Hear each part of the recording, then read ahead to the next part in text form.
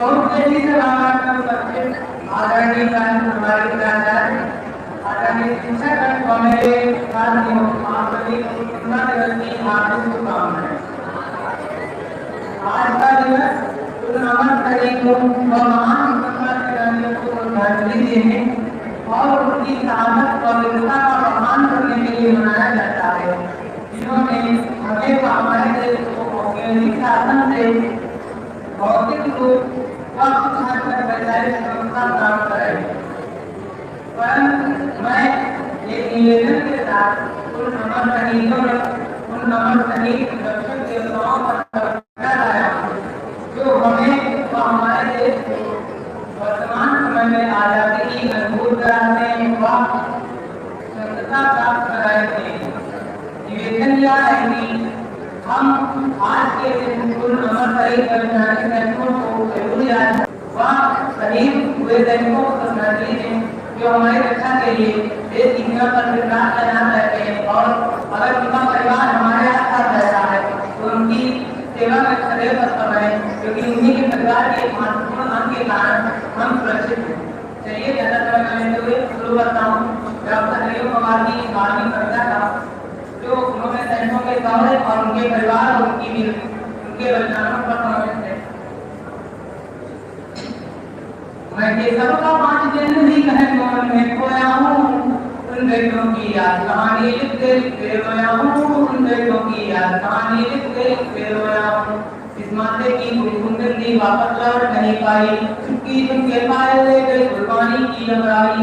बहनों की राखी जल गई है बर्फीली घाटी में, बेटी के गठबंधन मिल गए हैं करगिल की माटी में, बेटी के गठबंधन मिल गए हैं करगिल की माटी में। सपने दफन हुए होंगे, इस पतंगों के बदमाशी जीवन दफन हुए होंगे। उठती चोरी गुलामा और उठा कंगन हाथों का, कोई मोल नहीं दे सकता था कंधे जज्बातों का, कोई मोल नहीं दे सकता था कंधे जज्बातों का। जो पहले गुम्बद के बाद राम पर चला गया, नई दुल्हन की से छोड़कर इंतजाम पर चला गया, उनको भी मिट्टी नींदों की तरफ याद रही होगी, घूमने खूबी रातों की तलवट याद रही होगी। उन आंखों की जो बूंदों से सांपों का बढ़ा रहे हैं, जब मेहंदी वाले आंखों ने मंगलसूत्र उतारे हैं,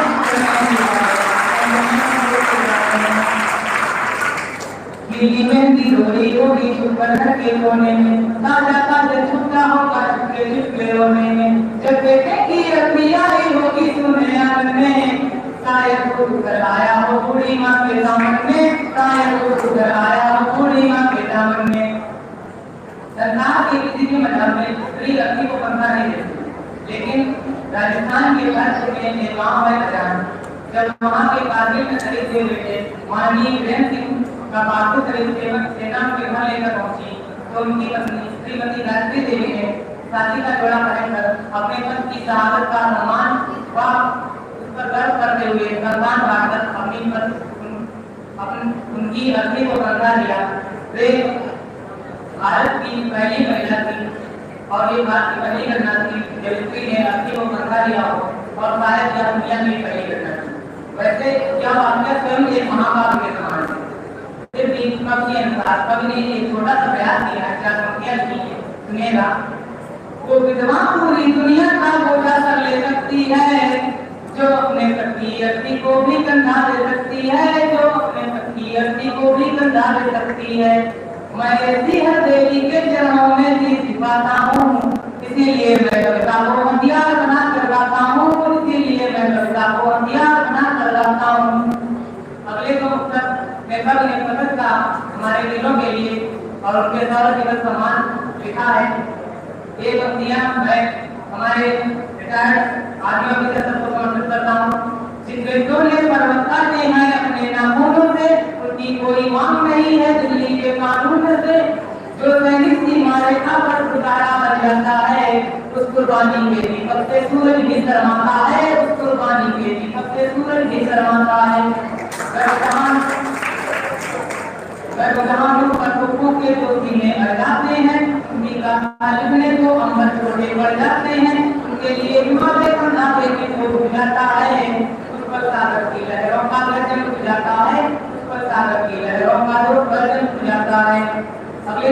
देशवासियों को समर्पित हैं जो उन्हें मदद प्रगति का संदेश देते हैं। मेरा उस सैनिक के वफादार तीर जैसा होता है, शहीदों का मंदिर की मूरत जैसा होता है।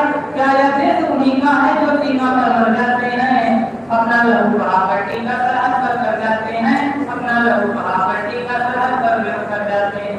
तो युद्ध की खातिर सबको लड़ना पड़ता है, संकट की घड़ियों में सबको धैर्य करना पड़ता है। तो मदद की खातिर मरने को तैयार नहीं, उसकी धरती को आजादी जीने का अधिकार नहीं, उसकी धरती को आजादी जीने का अधिकार नहीं। सब कहते हैं कि कविता की ये चार अंतिम पंक्तियां उनके जीवन की राजनीति में सबसे कठोर पंक्तियां हैं और इनके लिए लिखी थी। उन्हें तो शायद समझ में नहीं आएगी, आप समझ जाए तो भी कविता सफल हो जाएगी। सैनिक अपने प्राण गंवाकर देश बड़ा कर जाता है, बलिदान की बुनियाद पर राष्ट्र कर जाता है।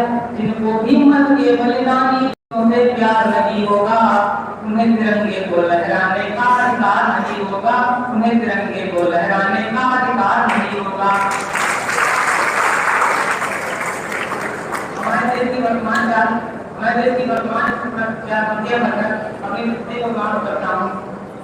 जाने कितनों ने खून दिया, जाने कितनों ने खून दिया, जाने कितनों ने कंधा छू लिया।